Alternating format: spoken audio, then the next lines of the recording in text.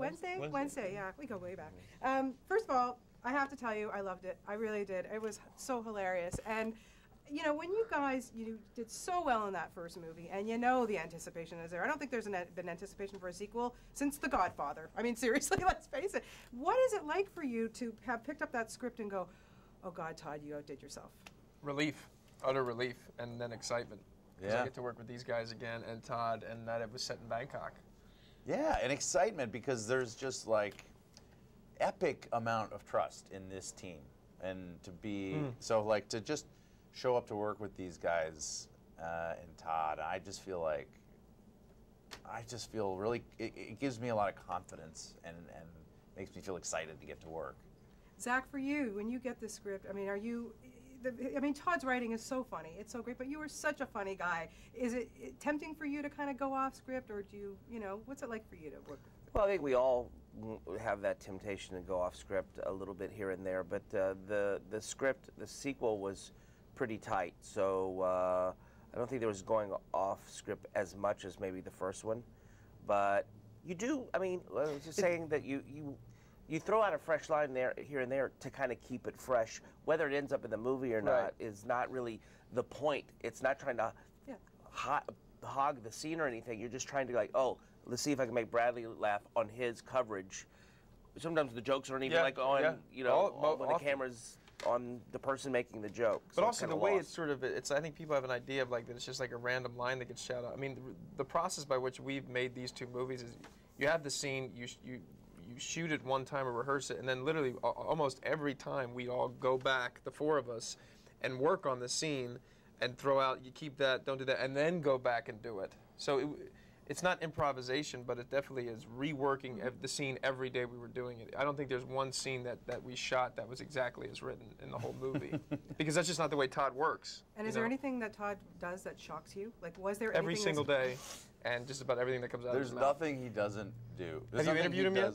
Yeah. That is not shocking. He's good in interviews, though. He's good in everything. Yeah, but what I'm saying, and he's not as challenging in interviews. He's not? I think the thing about Todd is he's so present. Don't you find him to be very present and listens and talks, and he's a very dynamic guy. Yeah. Now, you guys were completely out of your element in Bangkok, I would think. Yeah. What was it like to shoot there? I can't even imagine. You know, we benefited tremendously from it. First of all, the food's great, the people are wonderful, but just in terms of the movie aspect, it was invaluable. We couldn't wait to get there to allow whatever process was going to happen to us that would then be caught on camera, the way Vegas helped us out the first movie. And I think that's what separates it from other comedies. I mean, especially this one. A lot of it looks like, you know, like a Tony Scott movie or something.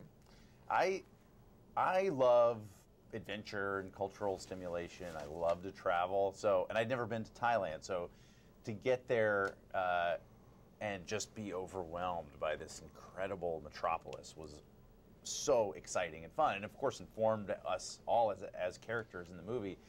I also am adventurous with food, which proved to be a terrible mistake very, very soon into my stay. So some illnesses. Maybe I won't go into those details. Well, Ken Jeong gave me a complete, very graphic detail. Who was a medical doctor? Ed had to borrow one of the monkey's diapers for his mouth. Okay, that's a great. You know, there's a movie right there. Seriously. Well, let's talk about Crystal the monkey. It was delicious. Crystal the monkey, man. You know, no offense to any of you guys, but she kind of steals the scenes. I have to say, she is a brilliant trained actor. Yeah, a lot of truth in those eyes.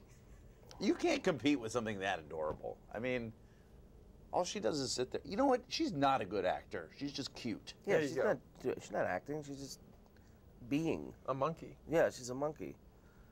Monkeys. You don't like working with them, Zach? No, I do. I like Crystal. Bradley, I feel like bonded the most with Crystal.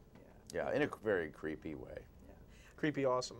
Yeah. Creepy awesome, yeah. Now, I would think that there's just so much stuff that you guys do that obviously we don't see in this film. There's got to be tons and tons of takes. Do you think about that when, you know, stuff goes on the DVD? And because people so look forward to that kind of stuff. Here's the thing about these two comedies that I think are separate from a lot of other comedies.